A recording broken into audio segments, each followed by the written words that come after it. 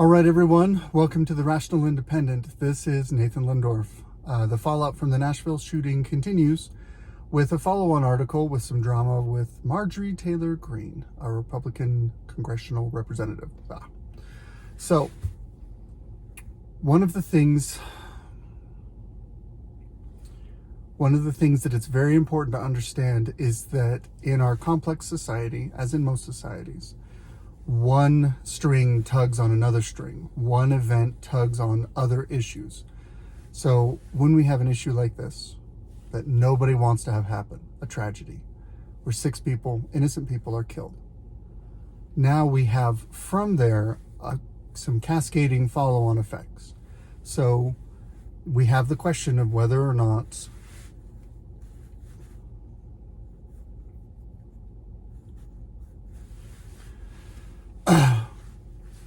we have to deal with the question of whether or not the weapons were at issue. We have to deal with the question of whether or not the school had a proper security policy in place, and if there are recommendations or regulations that should be put in place to help other schools more successfully deal with a similar situation.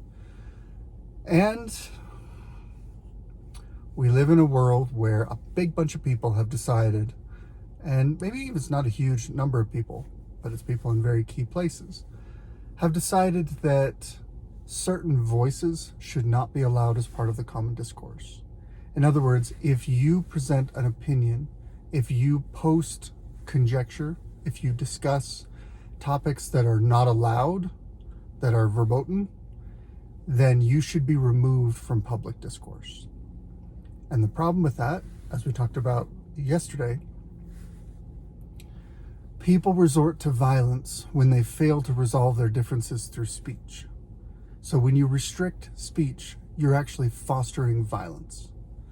Because if you can't use your words to fix the problem's not going to get addressed, but it's going to build, it's going to grow, it's going to spread. You're going to bottle it up, you're going to deal with it.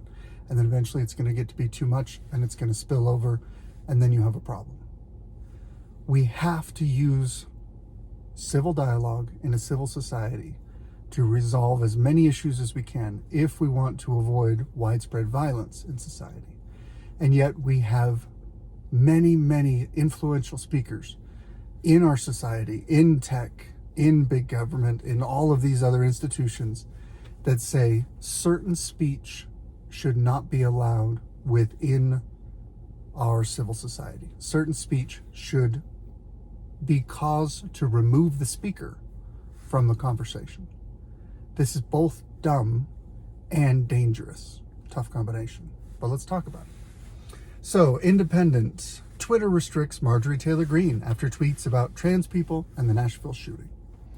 So Marjorie Taylor Greene is a somewhat infamous member of Congress, relatively new. I've seen a few interviews with her on like Timcast. He's a fairly vanilla, neutral interviewer, and so I like seeing controversial people in that context, because it's not that it puts them in the best light, but you might say it puts them in the most reasonable light. Alex Jones is a wackadoodle, and I have never watched any of his shows, but I'm willing to listen to him talk to someone like Tim Pool, because Tim's reasonableness keeps the conversation centered and keeps things a little more productive. I feel the same way about Marjorie Taylor Greene, I along with a bunch of people on the left. The simple truth is, I'm not a big fan of zealots on either side. And these days we have more than one side, more than two sides, whatever. So let's talk about this. This Georgia Republican, Marjorie Taylor Greene, made unfounded claims about transgender people and terrorism. Okay?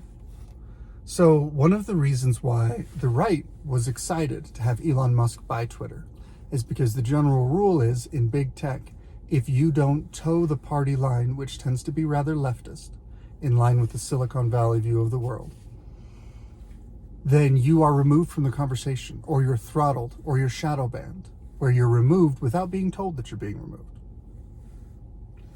All of these things, I think, are bad in and of themselves. Now, Elon Musk is a bit of a wild card. He's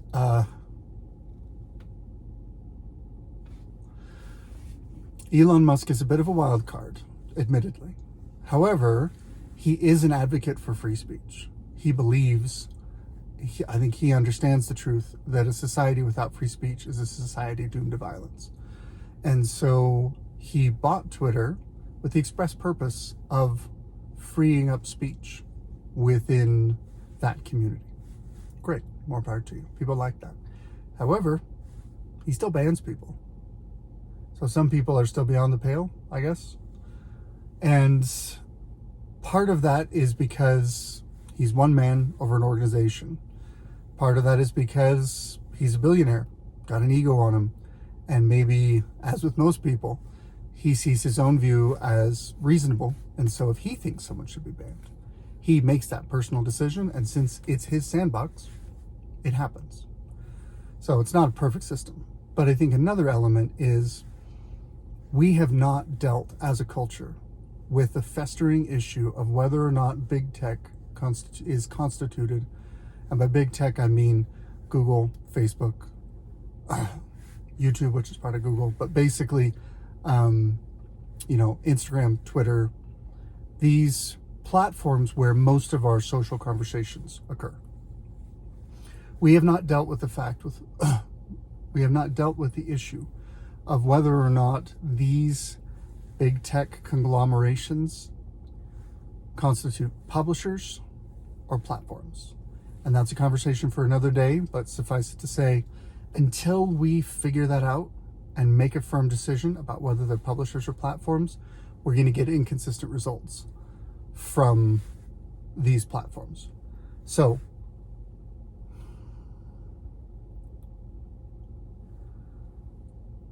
a lot of people were hopeful that when Elon bought Twitter, it would cause more free speech. And I think it's helped. It's also helped. I think the platform is improving as it goes along. Just from a technical perspective. However, we're still seeing throttling of certain types of speech. So let's be clear. When it comes to free speech, the only exception, literally, the only exception is speech that is inclined to physically harm someone. Either a direct call to violence, or incitement to violence, or a death threat, or whatever. Speech that is basically saying, here comes violence. And that's a problem.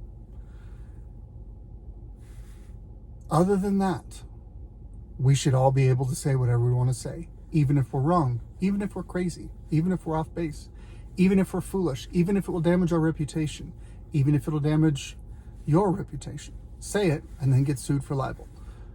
It is what it is. But instead, we have these community standards that have crept into big tech.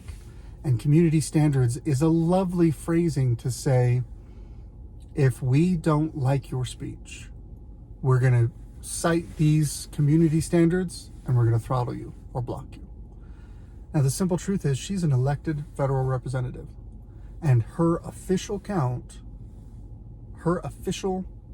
Congress account has been throttled from publishing. This is similar to, although on a lower scale, what happened to President Trump. President Trump, while a sitting president, was banned from social media. Think about what that means. Think about the corollary.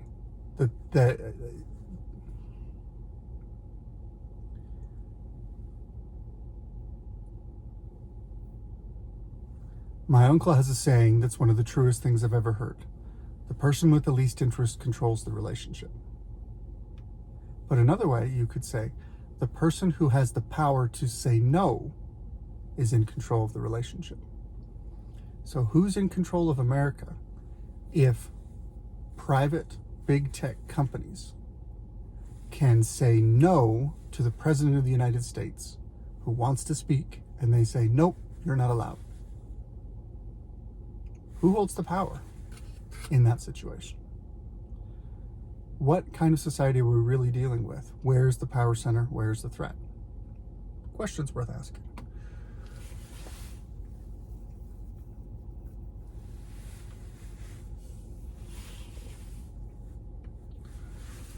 All right. Diving back into this article, let's see how the reporting goes. So Twitter appears to have limited certain tweets from the official account. Okay, so that's legit. So apparently she made unfounded claims about the Nashville school shooting being product of Antifa and trans terrorism. That's not very friendly conversation, but well, it is what it is. So that's what she said. And it got her banned for a week. And Elon Musk so far hasn't commented about why we would not just throttle, I think actually, more or less suspended the account for a week. Why did we put a congressional representative in Twitter jail? That's the question. So far, no answer. So apparently, the person who did the shooting is confirmed to have been someone who behaved as a transgender, someone who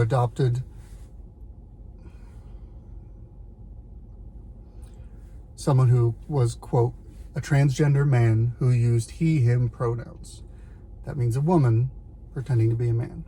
Sorry, it just is what it is. We haven't found any direct link between Hale and Antifa, according to the police. Fair enough. Now, this is something interesting. I hadn't heard about this. This is news to me. But I'll be keeping an eye on it. Did you know that there is a Trans Day of Vengeance planned in April? Because apparently visibility is no longer enough. Now we need vengeance. That feels kind of like a call to violence. I don't know a form of vengeance that's not violent. So we'll see. Okay.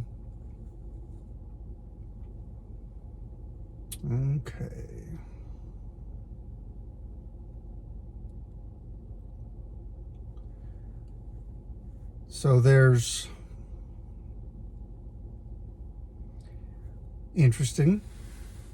there's reporting here in this article that's claiming that it's far-right voices that are trying to stand on this tragedy and use it to foster their own legislative ends, to promote legislation targeting transgender people and bans on gender-affirming healthcare. Ms. Green, who has proposed federal legislation to outlaw gender-affirming care for trans youth, was among them. She said, everyone can stop blaming guns now after the shooting. Okay. So it sounds like she's been saying some stuff, kind of throwing some bombs out there. But again, I don't see her calling anyone to violence. And I would be hard-pressed. I would be interested if anyone wanted to present a counter-argument that said, no, we should ban speech that doesn't call for violence. I think that leads to terrible places. But I wanted to touch on a couple more points as we wrap up this article. Then we'll go into a summary. Here near the end, the article goes ahead and tosses in this one sentence. There have been at least 129 other mass killings so far this year. If that's true, that's more than one mass killing per day. That stat doesn't mean what you think it means. I haven't even looked at it, but they do this every year, particularly early in the year, because it's a bigger, scarier number. But people who are opposed to private gun ownership like to use stats like this in an effort to foster legislation that's favorable to them, legislation that restricts gun ownership. That's a lie, frankly speaking, especially in this context as we're talking about school shootings. And it's a lie for political purpose. It's gross. So I just wanted to throw that out there. Drop a comment if you want me to drill into why that's a lie. Okay, and then the last thing, we're going to go ahead. We're going to give AOC the last word, apparently. New York Democratic Congresswoman Alexandria Ocasio-Cortez criticized Ms. Green's absolute disgusting remarks, telling The Independent that the Georgia Republican should be looking into a mirror as to why she's defending and posing with the same weapons that are being used to kill children, teachers, and educators. I want to call out one little reporter trick. Marjorie Taylor Greene and Alexandria Ocasio-Cortez have the same job. They have the same role in our society. Would it make sense to refer to them the same? I would think so. But repeatedly, through this article, Marjorie Taylor Greene is referred to as Ms. Greene. Now, she's married. Everyone knows that. She's got kids. It's fine. But it's like they're giving the bare minimum of honorifics. Not her full name, not her title, not even the fact that she's married. Not Mrs., Ms. Greene. Now, let's contrast that. New York Democratic Congresswoman Alexandria Ocasio-Cortez. Full name, full title, even where she's representing, all compared to literally criticized Ms. Greene. So we have a contrast within the same sentence. These are two people with the same job. But the reporter is showing that they want to lift one voice up and they want to minimize another voice. These kind of reporter tricks are all throughout mainstream reporting. If you look for them, you see them. The last thing that I wanted to share is I was looking at some of the comments. Now, a lot of what I've noticed is that a lot of this kind of reporting that we've been talking about has comments turned off for their articles within the website. I don't know why that is, but maybe they just want to be a megaphone and they don't want to be part of a conversation. Maybe they assume people will talk about it on Reddit and Facebook more than they'll talk about it on the website. I don't know. This one happens to have comments on. I read a few of them. I don't have a lot of patience for comments because anyone can comment and a lot of people are crazy. But I thought it was kind of interesting. Truly the face of the GOP, ugly inside and out. So let's not attack a person's policy position. Let's attack their face. Definitely. Marjorie Taylor Greene is simply an attention-seeking nut job. Fair?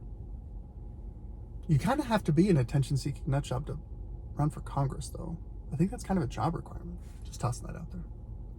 So Marge, again with a long face. I'm calling her horse face, basically, which is special. Here's a fun one. It's long past due for Congress or the media to publish the names of congressional members and their NRA gun manufacturing affiliations. Call out those who receive favors, bribes, free vacations, etc. from these entities. I like transparency. That's fine. But if you want to talk about lobbying, NRA is not your biggest lobbying arm. It's not even close. The number one biggest lobbyists in the federal government, do you know? By a margin, by a huge margin. It's not even close. Labor unions. And most of their contributions go to the Democrats. One of the other major players, Big Pharma. Big Pharma last year gave 10 times as much money to members of Congress as the NRA did. So yeah, sure, transparency, perfect. But why limit it to NRA? Why limit it to the gun establishment? Why not? Why not transparency calls for all types of favors, and perks, and benefits, and donations, etc. Just my 2 cents. Hey, we have someone who is not a leftist. Won't be surprised if it was the woke mob that incited he, she, or she. I think that's how you say that. Anyway, it's one of those made-up pronouns. Not very substantive, but kind of sympathetic to Ms. Greene. See, I even used their labeling because they labeled her that way. Whatever. But a potentially something to consider. Now, we get a little more interesting. They should not just restrict, they should ban her completely. The country will be better off without one voice that lies, spreads hate, and poison. If you're calling for the silencing of an elected representative of Congress, that's not good. That's not a good road to go down. That's a bad road. And even if she was an elected representative, you're calling for fewer voices in the conversation. Here's the problem. Okay, let's just take a step back. Here's the problem with this kind of thinking. There are people out there who are white, redneck, racist dirtbags. They just are. There's a certain percentage of the people on this planet who think that the world is flat, who think we never went to the moon, who think that the federal government has been involved in dozens of amazingly complex and well-crafted conspiracies that have never been discovered in all these years. This is nutbag thinking. Do you really want to take that nutbag and say, you're not allowed to speak, we're not allowed as a public to see your nutbag theories, and so we can't discredit you and move on? You're going to just hide in your corner. Well, guess what? If you shove enough nutbags into the corner, they're going to go, oh, hey, let's be crazy together. And then they'll feed off of each other, not part of the public conversation, not being willing to expose their ideas to the light of other more rational thinkers who are going to criticize their thought, who are going to counter their arguments, who are going to offer evidence and claims to push back against their nutbaggery. You're saying that those people need to be out of the conversation. You're going to create problems by taking the people who are the most extreme and cutting them out of the conversation. They will be less measured in their thinking and their actions, not more, if you isolate them off to the side. Okay, 2 more comments. I repeat, in the Republican Party, but instead of C, it's a KKK. Okay. Even though the KKK was Democratic, it's whatever. Anyway, I love it when people like to claim that Republicans are like anti-black people somehow, or racist or whatever. The Republican Party was literally founded with the express purpose of abolishing slavery. That's why the Republican Party exists. That was their reason for being. But sure, yeah, call them the KKK. That'd be great. Shows you're really thinking. There's Dumb and Dumber, and then there's Marjorie Taylor Greene. Okay, so she's dumb. Fine, whatever. And here we are, like 8 comments down. Isn't it time someone shuts her up for good? Behold, a call for violence. Hey, look, speech I don't agree with. Speech that I think is a problem. This is a death threat. No, it's indirect, and it's a kind of a weenie death threat, and it's fairly vague, and it's not going to accomplish anything. That person is saying that because they've been thinking it for a while. All speech stems from thought. That's why controlling speech is corollary for controlling people's thoughts. That's why I used the label they gave Marjorie Taylor Greene, having read this article, even though I called out their unfair treatment of these 2 representatives, and I consciously knew that's what they were doing. I then reflexively used the label they attached later on in this same video. Controlling speech works to control thought. That's why we want to control speech. That's why free speech is a danger for people who want to control society. Anyway, I've run long. It is what it is. Thank you all for your time. I appreciate your patience. I appreciate your interest. As always, drop me a like if you like what I hear. Drop me a comment if you don't. I'm always interested to hear what people have to say, especially those who don't agree with me. Good luck out there.